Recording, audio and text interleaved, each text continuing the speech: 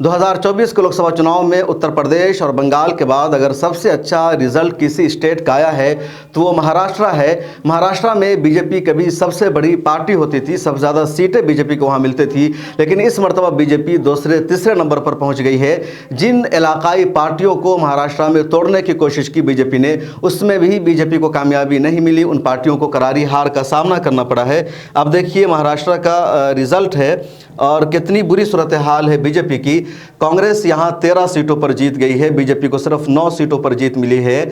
शिवसेना जो उद्धव ठाकरे ग्रुप का है, जिसको तोड़ने की कोशिश की, एकनाथ शिंदे को इधर लाया गया, उसके बावजूद बीजेपी को कामयाबी नहीं मिली और 9 सीटों पर उद्धव ठाकरे की पार्टी ने जीत लिया है। एनसीपी को तोड़ने की कोशिश की बीजेपी ने, उसमें कामयाबी नहीं मिली और शरद पवार की एनसीपी ने 8 सीटों पर जीत हासिल की है। और जो इनकी एनसीपी थी अजीत पवार की, जिसको बीजेपी ने अपने साथ मिलाया, 1 सीट पर जीत मिली है। शिंदे ग्रुप को 7 सीटों पर जीत मिल गई है, लेकिन ताज़ा तरीन खबर ये और रिपोर्ट ये सामने आ रही है कि शिंदे ग्रुप के ये सभी एमपीज जो 7 जीते हैं वो उद्धव ठाकरे के रब्त में है, इनके साथ टच में है। लेकिन यहाँ से जो सबसे अफसोसनाक खबर आई महाराष्ट्र की वो ये कि यहाँ एक भी मुसलमान एमपी नहीं जीत सका। महाराष्ट्र में तकरीबन 1 करोड़ 30 लाख मुसलमानों की आबादी है, टोटल पॉपुलेशन में 12-13% मुसलमान हैं, लेकिन एक भी एमपी महाराष्ट्र से नहीं जीत सका। इंडिया गठबंधन ने किसी भी मुसलमान को टिकट दिया ही नहीं था। कांग्रेस का आरिफ नसीम खान ने नाराज़गी जाहिर की, रिज़ाइन तक दे दिया, लोगों ने मांग की, लेकिन एक भी उम्मीदवार गठबंधन ने मुसलमानों को नहीं दिया। सिर्फ एक उम्मीदवार थे इम्तियाज़ जलील औरंगाबाद लोकसभा सीट से, और ऑल इंडिया मजलिस इत्तेहादुल मुस्लिमीन के उम्मीदवार थे।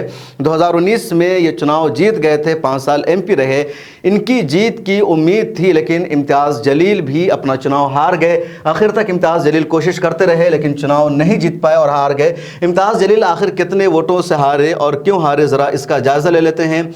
औरंगाबाद लोकसभा सीट से इम्तियाज़ जलील उम्मीदवार थे और यहाँ इम्तियाज़ जलील 1,34,000 वोटों से अपना चुनाव हार गए।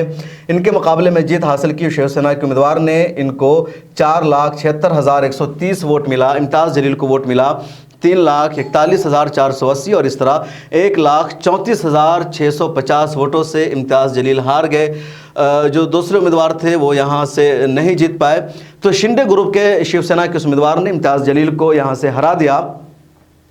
और हारने की वजह मुझे ये नज़र आ रही है कि पिछली मरतबा प्रकाश अंबेडकर का इनको सपोर्ट था, अलायंस का वह हिस्सा थे, तो दलितों का पूरा वोट इम्तियाज़ जलील को मिला, मुसलमानों का वोट मिला और इस तरह बहुत कम मार्जिन से सही, लेकिन इम्तियाज़ जलील पिछला चुनाव जीत गए, 5 साल संसद में रहे। इनकी जो एज ए एमपी रिपोर्ट है बहुत अच्छी रही, संसद में लगातार बोलते रहे, सभी मुद्दों पर आवाज़ उठाते रहे, कभी चुप नहीं बैठे। इसके अलावा ख़ुद अपने औरंगाबाद में इन्होंने सभी को लेकर के काम किया, सभी को साथ मिलाया। इनके साथ जो घूमने वाले थे तो कोई ग्रीन कलर का या हरे कलर का रुमाल लेकर नहीं घूमते थे, बल्कि जो मराठा या वहाँ के लोग हैं वो रेड कलर का या जो ऑरेंज कलर होता है भगवा कलर, उस कलर का रुमाल भी लोग इनके साथ लेकर घूमते थे। सभी समाज के लोग थे। इन्होंने कभी अपने आप को मुसलमानों का एमपी वहाँ बनने की कोशिश नहीं की, बल्कि एक सेकुलर लीडर का, एक सेकुलर एमपी का किरदार निभाया और यही उम्मीद थी कि सभी समाज का इम्तियाज़ जलील को वोट मिलेगा, सभी का सपोर्ट मिलेगा, लेकिन ऐसा नहीं हो पाया और इम्तियाज़ जलील 1 लाख वोटों से हार गए। इनकी हार का भी लोगों का अफसोस है, लोग जिक्र कर रहे हैं कि आखिर इम्तियाज़ जलील कैसे हार गए।